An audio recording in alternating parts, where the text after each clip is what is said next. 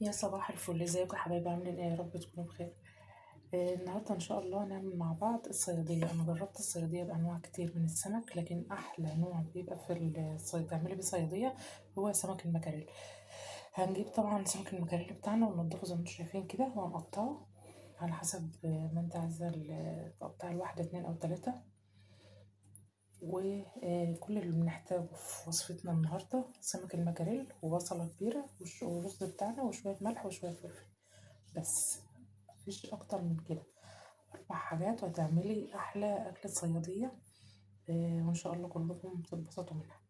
بس قبل ما نبدا وصفتنا، يا ريت اللي مش مشترك معايا في قناتي يشترك معايا، وتعليق حلو منكم ومشاركة للفيديوهات بتاعتنا ان شاء الله. نبدا وصفتنا. اول حاجة هنجيب بصلتين كبار زي كده ونقطعهم شرايح ونحمرهم على النار، وهنشوف هنحمرهم لدرجة ايه.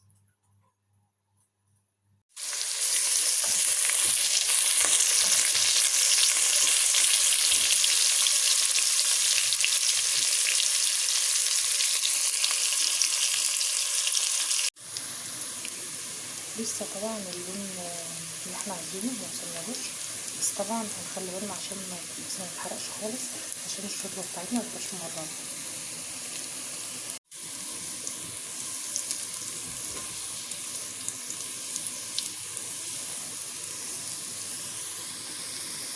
هننزل بقى دلوقتي بالمية بتاعتنا.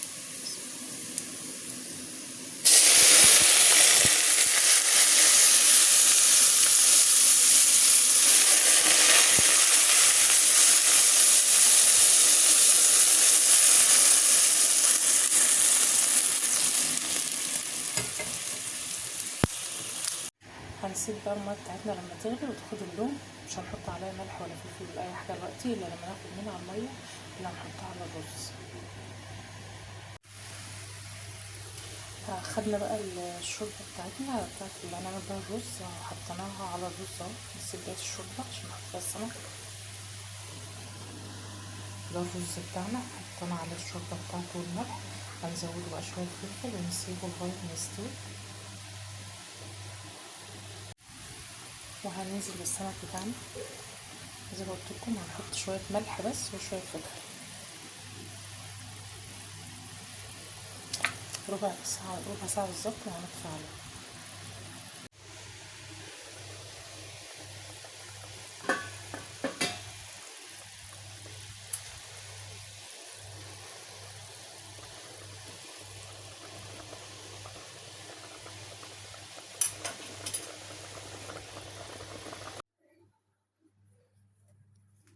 وده شكل أكلتنا الجميلة. ده الرز بتاعنا العسل، ده السمك، ودي الشوربة. والشوربة طبعا متحلاش من غير الليمون. أكلة سهلة وبسيطة، وفي أقل من نص ساعة بتحضريها، متاخدش منك وقت ولا مجهود. هكلمكم دلوقتي بقى عن فوائد المكاريل.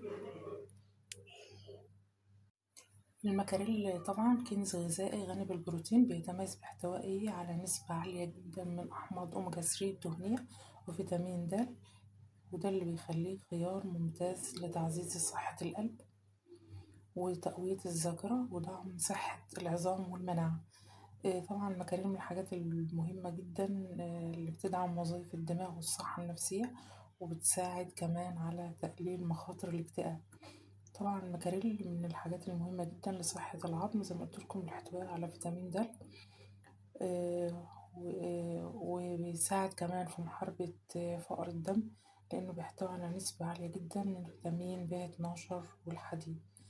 ده كان فيديو بسيط عن فوائد سمك المكاريل، وعن ازاي تعملي الصيادية.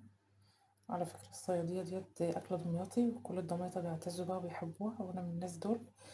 فأتمنى يا رب الفيديو يكون عجبكم. لو عجبكم ياريت متبخلوش على لايك ومشاركة للفيديو، مشاركة في القناة، أشوفكم فيديوهات جديدة إن شاء الله.